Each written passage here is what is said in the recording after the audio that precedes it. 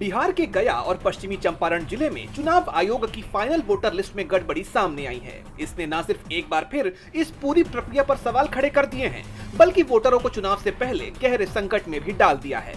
एक तरफ जहां गया में एक ही घर में 947 वोटरों के नाम दर्ज मिले हैं, तो वहीं दूसरी तरफ पश्चिमी चंपारण के डुमरी गांव में जो हुआ वो भी चुनाव आयोग पर सवाल खड़े कर रहा है।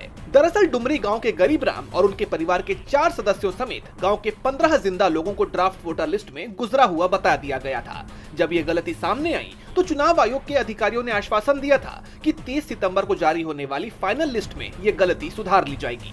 लेकिन फाइनल लिस्ट आने के बाद पता चला कि आयोग ने गलती सुधारने के बजाय एक और बड़ी चूक कर दी है। आयोग ने इन सभी 15 लोगों के नाम वोटर लिस्ट से काट दिए।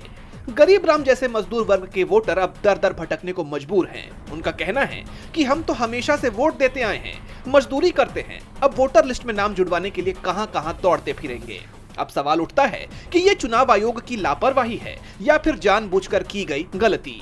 अगर चुनाव आयोग आश्वासन देने के बाद भी गुजरे हुए लोगों को जिंदा बताने की जगह लिस्ट से ही हटा दे, तो फिर सवाल उठना तो जायज है।